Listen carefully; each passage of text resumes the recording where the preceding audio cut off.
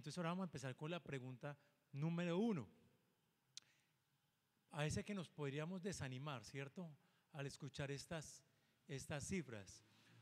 Pero yo creo que debería ser al contrario. Esto debería desanimarnos a como iglesias bautistas que podemos hacer. Eso lo vamos a ver en la pregunta número 4. En la pregunta número 4 vamos a ver qué podemos hacer o qué se está haciendo ya en Colombia y cómo poder comenzar un ministerio pro vida en su región para alcanzar a todas sus poblaciones, veredas y tocar este tema, porque este tema está sucediendo. Ya vimos, ya recordemos cuántos niños mueren diariamente en Colombia. ¿Cuántos? 250 niños, no más en Colombia. O sea, en el tiempo que nosotros vamos a hacer esto, van a morir muchos bebés y están matando muchos bebés aún de este tamaño. ¿Sí? Ustedes ya lo saben, mi esposa creo que lo dijo, aquí en Colombia hay turismo de aborto, porque aquí en Colombia se puede abortar hasta un segundo antes del nacimiento del bebé. No sé si lo sabían. ¿Por qué? Porque si entra entre las 3 causales, el bebé muere. ¿Sí? Entonces la mamá lo tiene ya de 9 meses y la mamá dice, ¿sabe qué? Yo no puedo con ese bebé, yo estoy muy estresada, me pone muy triste, me pone mal este bebé. Entonces el doctor de Oriéntame o el doctor de Profamilia le dice, por razones de salud mental, la señora no lo puede tener y así matan al bebé.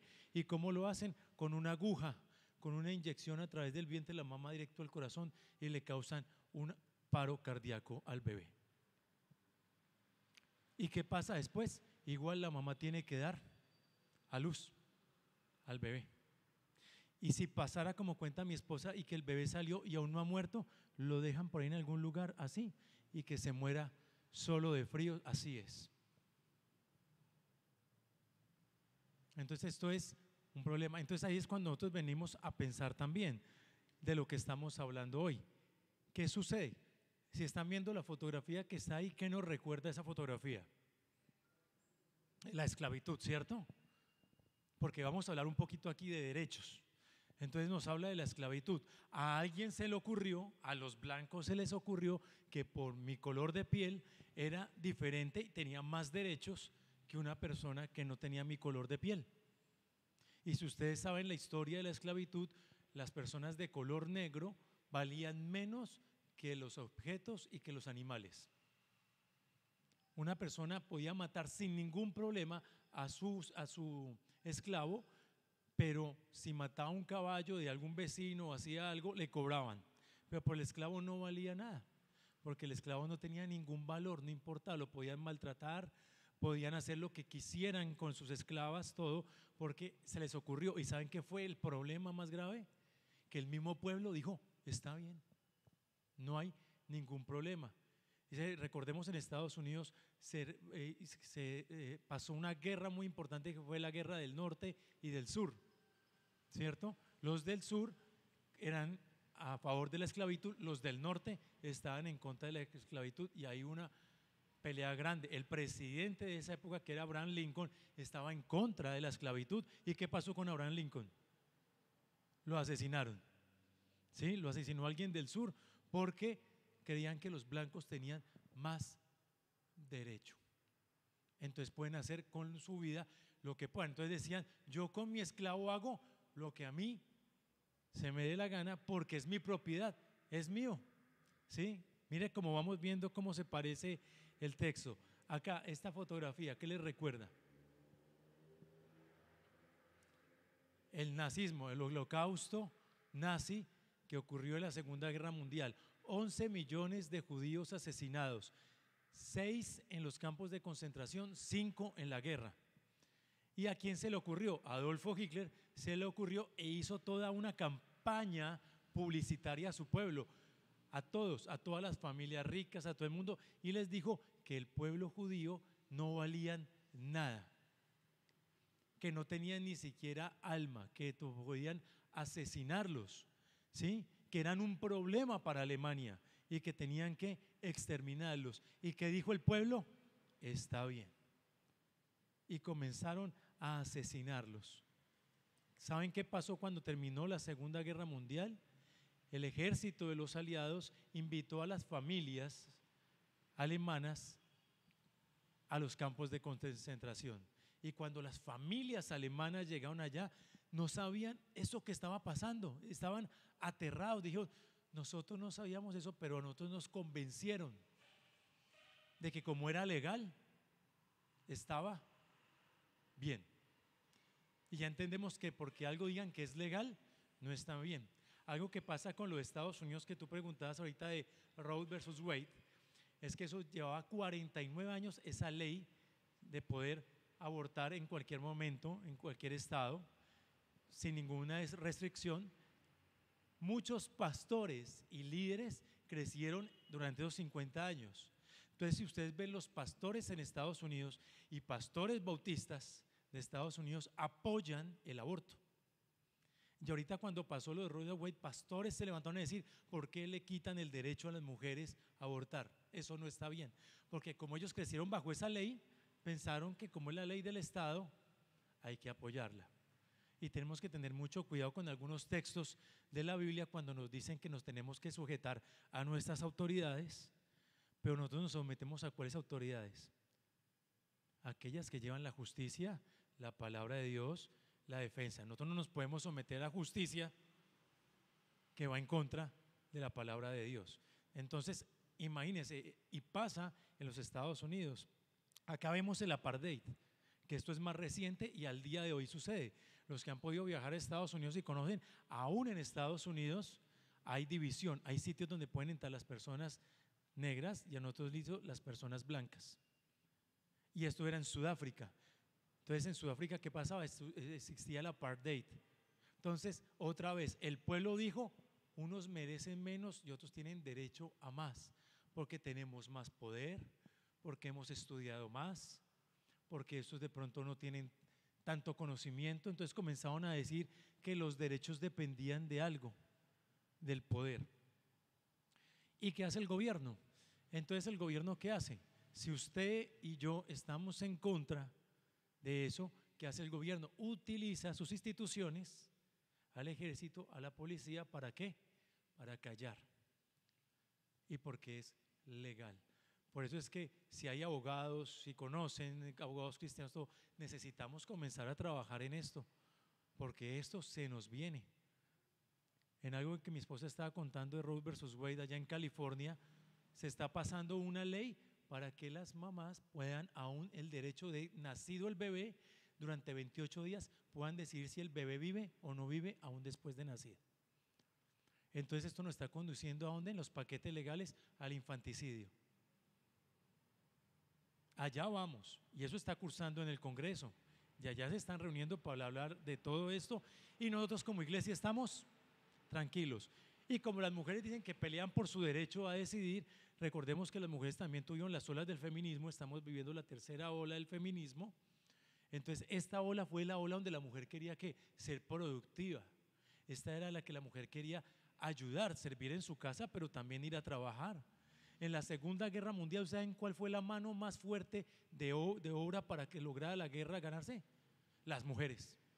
Pero esta era una ola feminista que decía que defendía la familia, defendía los derechos, querían ayudar a su nación, a su país, enseñar a sus hijos. Estas mujeres estaban luchando por ser la mujer virtuosa que nos dice la Biblia, que trabaja, que hace negocios, todo. Estas eran estas mujeres, pero aún así decían no, el hombre vale más que la mujer. Entonces cuando llegamos a esto y nos preguntamos, ¿quién tiene derecho entonces sobre la vida humana? ¿Qué dice entonces el Evangelio sobre el valor de la vida humana? ¿Dónde empieza la vida humana? ¿Sí? ¿Es el bebé no nacido un ser humano? Esa es la primera pregunta que nos tenemos que hacer.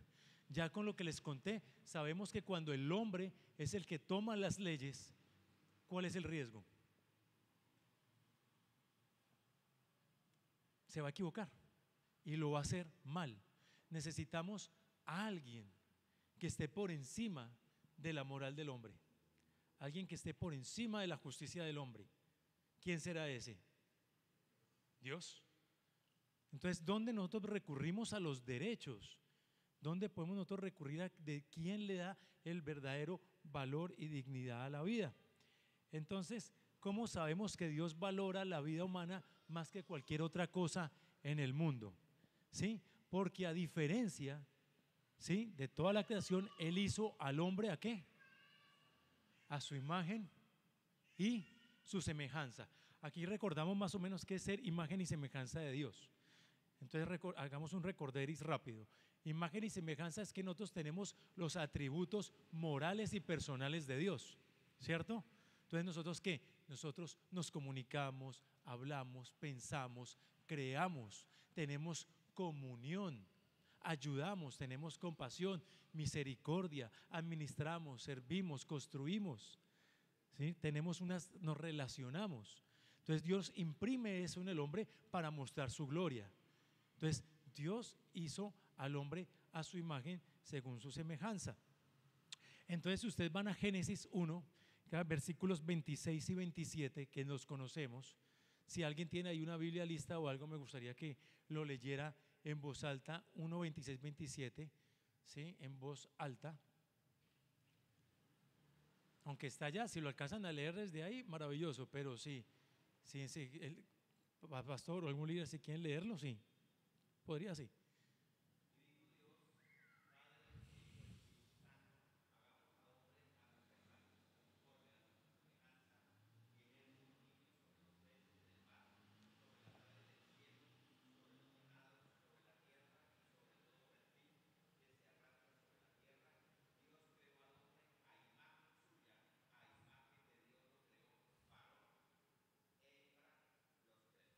Los creo.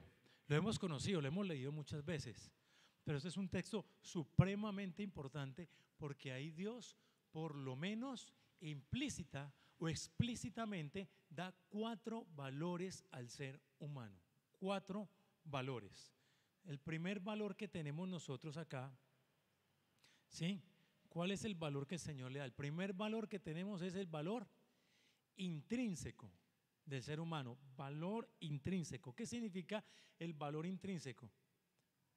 Que simplemente y únicamente por el hecho de ser seres humanos ya somos valiosos. No importa nuestros conocimientos, no importa nuestra estatura, nacionalidad, color de piel, no importa absolutamente nada de eso, en qué lugar vives, sin nada de eso, quítale todo eso. Por el solo hecho de ser seres humanos, tenemos valor, somos valiosos. ¿Dónde se encontrará eso en ese texto? Tómense en unos segundos y miren el texto. ¿Dónde, en qué parte del texto vendrá ese valor intrínseco? Acuérdense que puede ser implícito o explícito. Unos segundos, el que ya lo tenga puede decirlo. ¿En qué parte sabemos que tenemos ese valor intrínseco? Que valemos solo por el hecho de ser seres humanos. A imagen de Dios. Entonces somos hechos a imagen de Dios. Ya por esa sola imagen de Dios, por ese valor del habernos hecho, ya somos valiosos. Porque somos imagen de Dios, somos valiosos. Entonces aquí nosotros nos tenemos que comenzar a quitar esa parte de lo que estamos hablando de los derechos. Entonces, ¿qué vale más? ¿Un niño con síndrome de Down o un niño que no tiene síndrome de Down? ¿Quién tiene más valor? Iguales, ¿cierto? ¿Quién vale más? ¿Un hombre que está en la cárcel culpable por sus homicidios o por lo que haya hecho y está en la cárcel, o valemos más nosotros que estamos en la iglesia y que hemos conocido el Señor? Ante los ojos de Dios, ¿quién vale más? Iguales. Lo que pasa es que en la práctica, ¿cuánto nos ha pasado alguna vez? Y no me van a decir que no les pasa a ustedes, que más de una vez ustedes en su mente han ahorcado a más de uno. ¿Sí? ¿Sí? ¿O cuántas veces no les ha pasado que van en su carro y ese pito del carro lo cogen y pitan y usted quiere pasarle el carro al que lo cerró? ¿O cuando nos ha pasado que nosotros pensamos que porque llevamos 24 años de cristianos valemos más que el que llega a la iglesia por primera vez y recibe hoy al Señor? Mire cómo puede pasar así de sencillo. ¿Cuántas veces ustedes han matado más de un político en Colombia con su mente? ¿Cierto? Más de una vez uno dice, Ahora, ¿quién vale más? ¿Ese o uno? Iguales. Entonces el valor intrínseco es porque valemos. Y eso lo tenemos que entender. ¿Quién vale más entonces? ¿La mamá que lleva el bebé en el vientre o el bebé que está en el vientre? ¿Quién vale más? Iguales. Tienen el mismo derecho porque son hechos a imagen de Dios, son seres humanos. Segundo valor, igualdad de valor.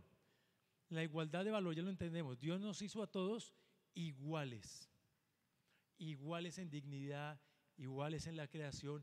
Nadie tiene más valor. Dios no es un Dios de pirámides, donde alguien está más arriba. Entonces, entonces el pastor Juan Carlos está más arriba, el copastor está más abajo, el ujier está más abajo y más abajo. Dios no funciona así. Para Él todos somos iguales. ¿Dónde aparece en ese texto la igualdad? En el texto. ¿Sabe qué pasó el camión? ¿En qué parte? Varón y hembra los creó. ¿Se acuerdan cuando Adán vio a Eva? ¿Qué fue lo primero que le dijo? Te llamaré varona. Entonces, ¿él qué vio cuando él la vio a ella?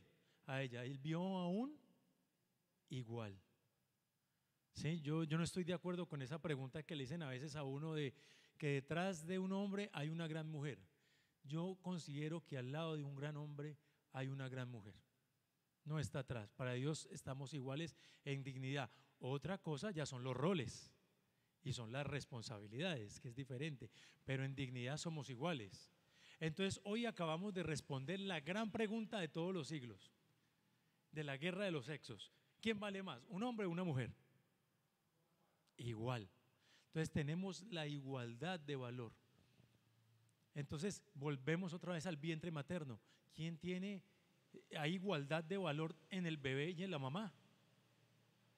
¿Son iguales? ¿Tienen el mismo valor? Claro que sí. Valen exactamente igual. Ninguno tiene menor valor porque ambos son seres humanos. Ambos son vidas. Y ahorita lo vamos a ver con la ciencia, porque también vamos a cotejar esto con la ciencia. Tercer valor, valor excepcional. ¿Qué significa este valor excepcional? Que a diferencia Dios de todo lo que creó, de todo lo que Él creó, al hombre lo colocó como lo primero, como lo más importante. ¿Ustedes recuerdan el Señor cómo creó todo lo creado? Lo creó con su palabra. ¿Y cómo creó al hombre? Lo hizo, ¿cierto? Diferente, aún en la manera que lo creó fue diferente al resto de la creación. O sea, el hombre es excepcional, está por encima de la creación. ¿Dónde dice eso en el versículo 26 y 27? En los versículos, ¿dónde aparece ese valor excepcional? ¿Cómo? Señoré sobre, entonces lo puso también para enseñorar. Recuerde que este Señor no es el Adonai que nosotros tenemos, este es el Señor en minúscula, ¿no? Para enseñorar, para ministrar. Entonces, para ministrar la creación, ¿lo hemos cumplido? No, realmente no hemos cuidado la creación. Ahora hay un problema peor, es que el hombre hoy en día no solo no cuida la creación, sino que ya puso a la creación por encima del ser humano. Ahora nosotros cogemos a los animales y los humanizamos y al ser humano lo animalizamos. Respetando aquí todos los que tengan mascotas, yo he tenido, ahorita no tengo mascotas, pero hoy en día usted ya va por un centro comercial y usted no sabe si en un coche mete la mano y toca un bebé o lo muerde un perro. Ella no lo sabe, ¿cierto? Pero si ustedes ya ven hoy en día, los perros van en coche, los llevan a ver almacenes, les dicen mi bebé, mi nené, y los que los tienen le dicen que ella es la mamá, él es el papá, llegó el abuelito, llegó el tío, duermen en la cama, le dan besitos en la boca, mi niña, mi hija. A veces uno dice, mi hija, se me perdió mi hija, ¿cómo era la niña? No, es mi perrita. Y aún nosotros dentro de los hogares cristianos decimos, no, es que amamos mucho al animal, pero yo he visto gente que ni siquiera le habla así a sus hijos, ni los cuida de esa manera. Pues ya los animales hasta los ponen ropa. Yo no sé si ustedes conocen a un señor que se llama César Millán. que se llama El Encantador de Mascotas. Él realmente no entrena perros, él entrena a los dueños. Él en uno de sus libros dice: no traten a un niño como a un perro, ni traten a un perro como a un niño. Hoy en día, cuando pasa algo con los toros o algo, todo el mundo sale, hace protestas, sí, muy malo. Yo no estoy de acuerdo con lo que le pasa a los toros. Pero esos que defienden a los toros no salen a defender a la vida del no nacido. No lo salen a defender. La Corte Constitucional de Colombia prohibió la pesca deportiva porque dice que probablemente los pescados sufran estrés y dolor. Entonces que no. Pero al bebé no hay ningún problema. ¿Sí ve cómo hemos sido con el tiempo adoctrinados en nuestra mente para darle más valor? Si yo les pusiera un ejercicio a ustedes de salir aquí por esta plaza y todo, a decirle a la gente: ayúdenos a una donación para rescatar perros de la calle y ayudar a perritas embarazadas, todo el mundo probablemente les va a ayudar. Si usted les dice: ayúdeme a firmar para en contra de la ley del aborto y ayudar a mamá en crisis, seguramente la gente no firma. Mire este valor excepcional, el ser humano es excepcional, está por encima. Cuarto valor, el valor eterno, que este es un valor que casi nadie conoce fuera de la iglesia. Fuimos diseñados para una eternidad. O sea, somos tan valiosos que somos eternos. Jesús le dice a sus discípulos cuando se está despidiendo: es necesario que yo me vaya y les prepare un lugar, una morada, ¿cierto? Porque nosotros pensamos en una eternidad. Somos seres que, aunque no tenemos una eternidad a la manera de Dios, porque nosotros no tenemos principio, ¿sí? Pero vamos a una eternidad con el Dios, porque fuimos creados, pero vamos a una eternidad y a compartirla con ellos. Entonces, mire ese valor que tiene el ser humano. Ese valor, yo creo que si hubiera un derecho, que hablan del derecho de la mujer sobre su cuerpo, yo diría que un derecho que debería haber en el mundo es el derecho a que todo el mundo lea y escuche la palabra de Dios. Eso sí es un derecho que todos necesitan, leer y escuchar la palabra de Dios. ¿Dónde está ese valor eterno en el texto?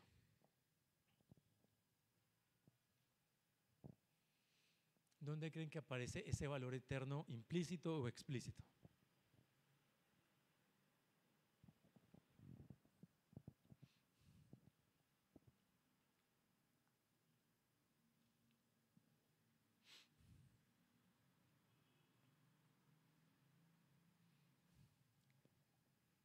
Ahí está al principio del texto.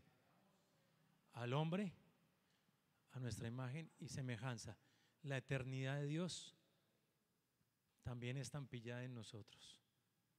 Entonces, 4 valores. Recordemos los 4 valores sin que miren sus textos ni nada. No me hagan trampa porque de aquí yo los veo, ¿sí? Y el Señor lo ve y el pastor los está viendo. El pastor se hacía atrás para verlos a todos. Entonces, primero, valor intrínseco. Segundo, valor, igualdad. Tercero, nacional. Y cuarto, eterno. ¿Fácil o difícil de enseñar eso? ¿Qué creen? ¿Fácil? ¿Creen que podrían hacer esto mismo ustedes en sus iglesias? Claro que sí. No les estoy enseñando absolutamente nada extraño, están ahí. Entonces, ¿cuándo comienza la vida humana? ¿Qué nos dice la Biblia del comienzo de la vida humana? ¿Cómo nos la presenta la Biblia? ¿Dónde empezará la vida humana?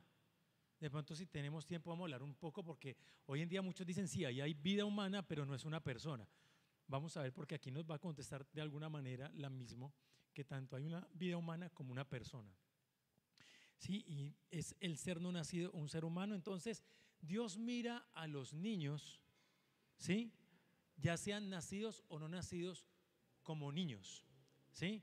Les voy a poner un ejemplo. No importa en qué época esté el niño, si está en el vientre, si tiene 1 año, 2 años, cómo lo coloca, ¿sí? Entonces, ahorita hablemos, Dios lo ve. Entonces, quiero que vayamos a Lucas 1, 34 al 44.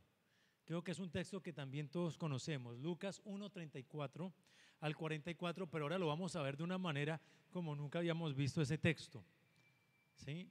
Lucas 1, 34, 44. Entonces, para hacer un resumen, recuerdan, ese es cuando a María se le aparece el ángel Gabriel y comienza todo el suceso de quedar embarazada. Entonces, vamos a mirar. Entonces, María ¿qué es lo primero que le pasa a María? Recibe un saludo, ¿cierto? Que es el saludo del ángel Gabriel. Y el ángel le dice que fue hallada en gracia, ¿cierto? Y le dice una palabra muy interesante, ¿cierto? ¿Qué le dice? Concebirás y darás ¿un qué? Un hijo. ¿Qué concibió? ¿Y qué van a hacer? Un hijo. Entonces, acá vamos a hablar terminología porque si ustedes ya han escuchado, estamos en la guerra del lenguaje hoy en día. ¿Sí? ¿Cómo cambiar el lenguaje? ¿Sí? Cuando una mujer está embarazada, va a ser mamá. Ya es una mamá. Y a veces le pregunto a uno a veces comete el error, ¿vas a tener un hijo? No, cuando ella quedó embarazada ya tiene un hijo. Entonces, el concebir, ¿y qué concibe? Un hijo. ¿Y qué van a hacer? Un hijo. Entonces, esto no es como a veces dicen que un hijo es hasta que nace y que uno es padre hasta que nace el hijo y ella es mamá hasta que nace el hijo. No es verdad. Entonces le dice, concebirás y darás un hijo, ¿cierto? Entonces, ¿qué le dice? Un hijo. Y él, ¿qué le dice? Pues, ¿qué pasa en el Nuevo Testamento? La palabra en el Nuevo Testamento es yelet. Cuando ustedes escuchan la palabra para niño, criatura, bebé, utiliza el griego la palabra yelet, que yelet significa lo mismo. Entonces veamos un ejemplo, por ejemplo, en Lucas, cuando estemos en Lucas 1:41, dice que la criatura, ¿se acuerdan? Elizabeth, que estaba en el vientre, saltó, el brefos, si usted, el yelet, ¿sí? Brefos, perdón, me equivoqué allá, sí, es el brefos. La palabra brefos porque yelet es en el Antiguo Testamento. En yelet también la utiliza indistintivamente para cuando está en el vientre o está afuera. Antiguo Testamento yelet, Nuevo Testamento brefos. Entonces salta ese que brefos, ¿cierto?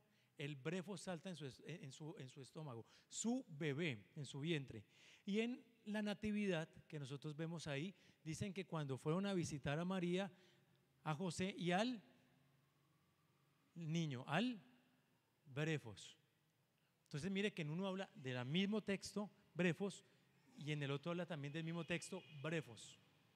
Entonces, para Dios, un niño es un niño, dentro o fuera del vientre. Entonces, vamos ahí teniendo cosas claras, de la concepción y todo. ¿Sí? ¿Qué pasa con María? El texto nos dice que cuando María escuchó esto, el ángel le dice, tu prima Elizabeth está en el, ¿cuántos meses? Sexto mes, ¿cierto? Está ella en el sexto mes. ¿Qué hace María cuando él le cuenta eso? María dice el texto, si ustedes lo tienen ahí, dice que ella sale como, sale despacio, tranquila, se toma unos días. ¿Qué dice el texto de Lucas?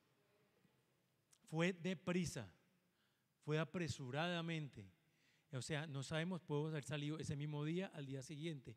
Salió ella apresuradamente a visitar a Elizabeth, ¿cierto? ¿Dónde vivía Elizabeth? ¿Dónde? En Jerusalén. ¿Por qué ella vivía? Porque ella vivía, realmente no en Jerusalén, sino cerca. Pero ¿por qué ella vivía cerca de Jerusalén? ¿Por qué?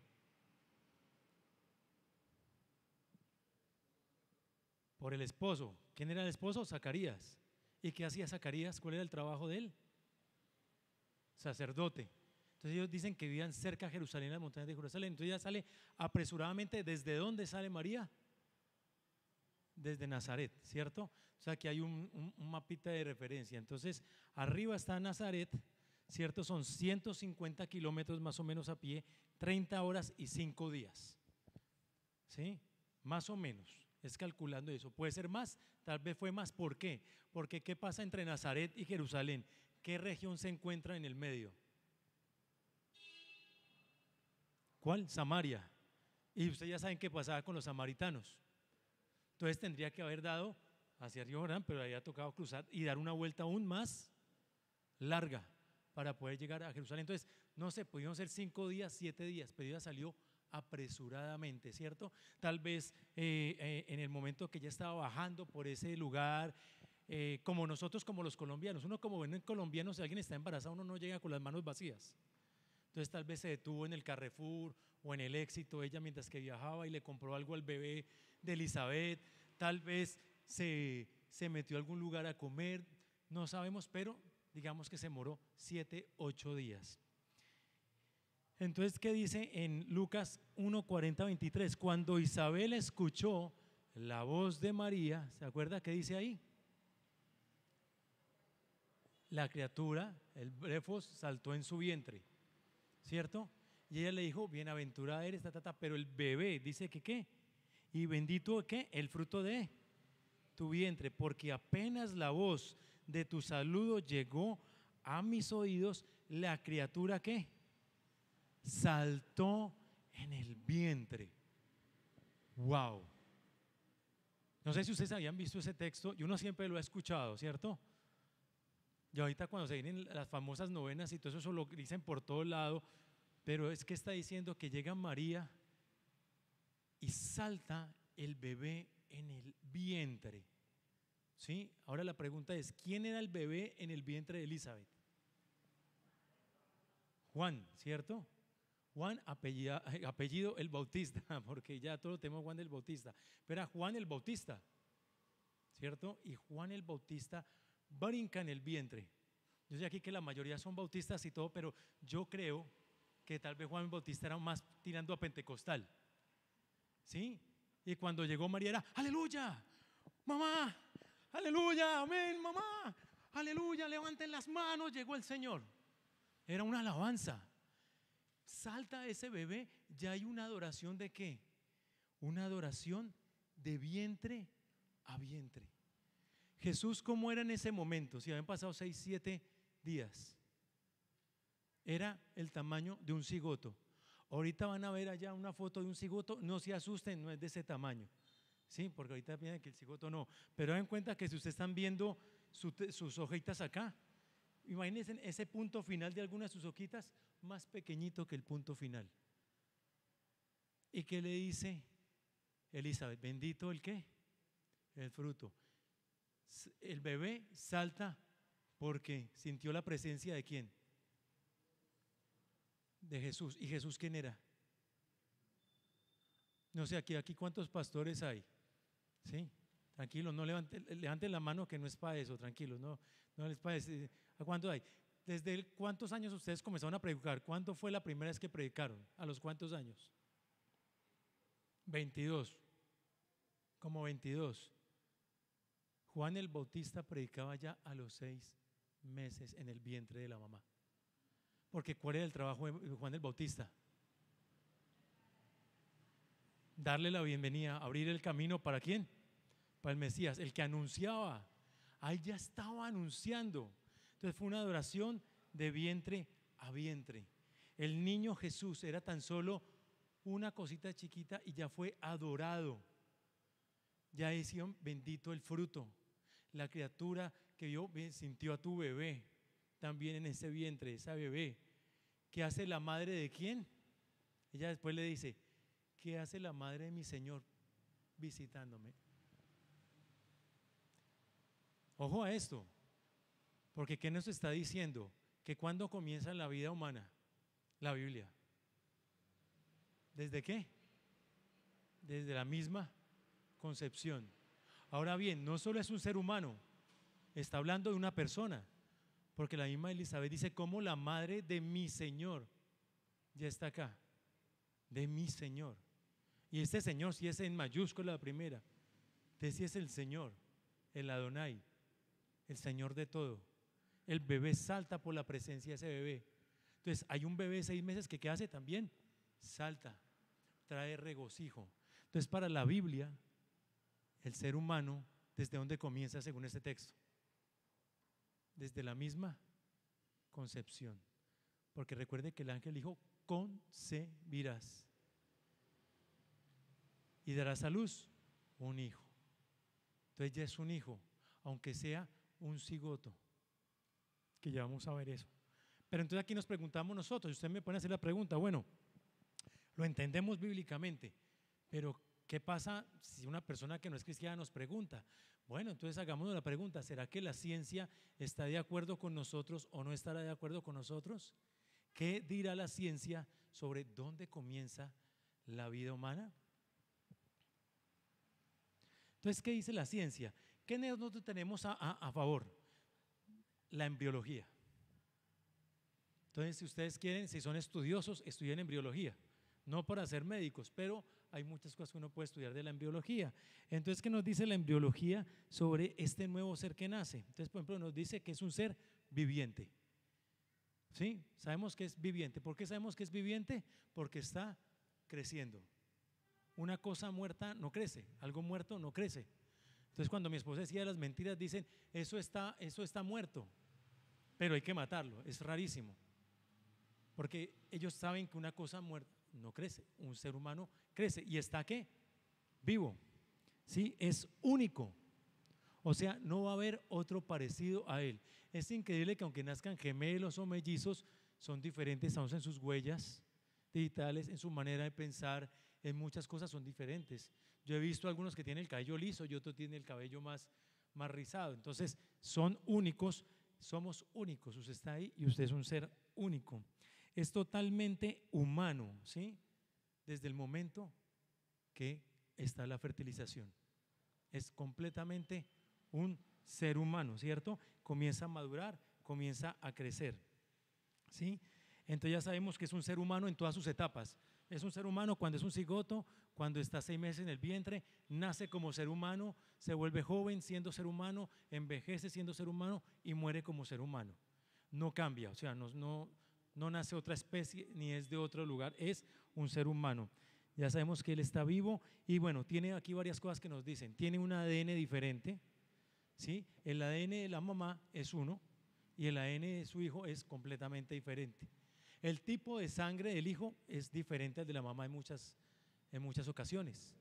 Aún el color de la piel puede salir diferente al color de la mamá, depende del padre que tenga, ¿sí? Entonces tiene sus huellas digitales que comienzan a formarse, van a ser diferentes a la de mamá. Los latidos del corazón son diferentes al latido del corazón de la mamá, corre a otro ritmo. Aún no sé si ustedes sabían, la placenta se forma es con el bebé ese que el cigoto, todo eso se convierte, de ahí sale la placenta, no la produce la madre. Entonces es un ser completamente diferente a su madre. Es un ser humano completamente diferente. Es algo diferente a lo que diga la Biblia, según ustedes lo que han visto. ¿Sí? Entonces a mí me gusta esta última partecita que está, dice, que dice, el cigoto no es un ser humano en potencia, es un ser humano con gran potencial. Entonces, ¿qué quedamos? ¿Estamos de acuerdo o no de acuerdo? ¿La Biblia está de acuerdo con la embriología? Yo cuando les dijera a ustedes, hoy en día ya les digo a ustedes, ¿dónde empezó su vida? ¿Y ustedes qué podrían decir? ¿Cuándo empezó su vida?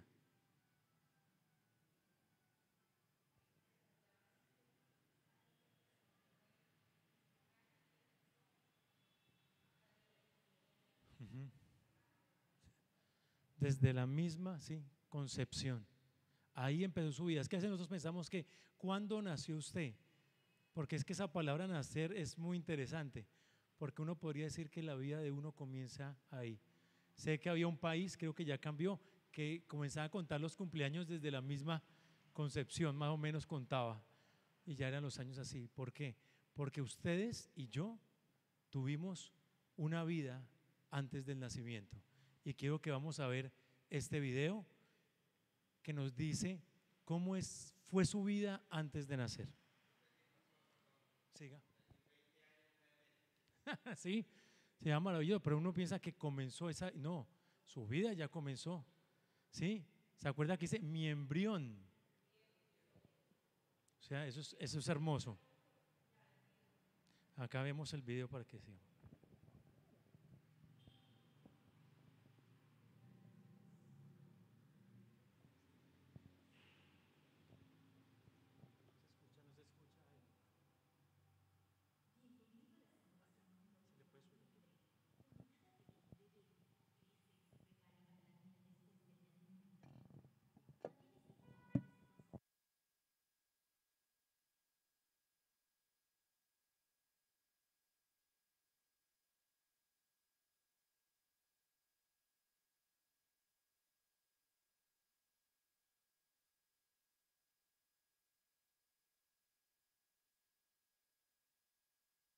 ese video. Una microcámara viendo el proceso de ese ser humano, de ese hijo creciendo. Entonces, por ejemplo, si ustedes trabajan con jóvenes, pueden comenzar por la ciencia y rematar con la Biblia. Yo quiero en este momento, vamos a hacer un pequeño ejercicio.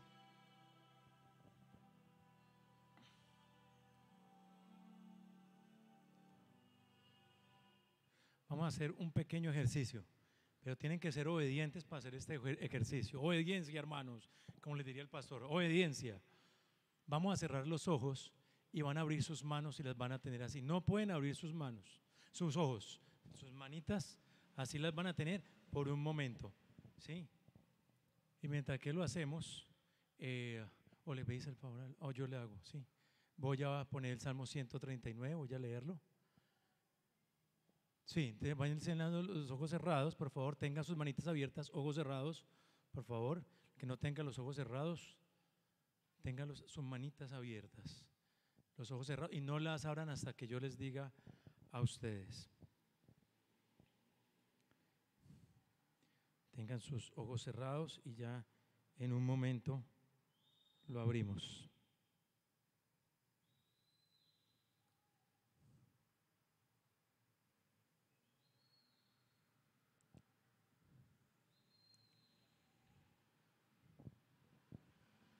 Ténganlos ahí cerrados. Ese es un bebé de 12 semanas en el vientre de la madre. 12 semanas, 3 meses. Es un bebé, como lo ven, formado. Así son, dentro del vientre, formado. Perfecto ante los ojos de Dios. Hermoso. Hecho por Él a imagen y semejanza. Con valor. Es Él ahí. Creo que si algún pastor, por favor, busca Salmo 139 del 13 al 16, por favor. Salmo 139 del 13 al 16. Que voy a leerlo en voz alta, por favor. Salmo 139 del 13 al 16.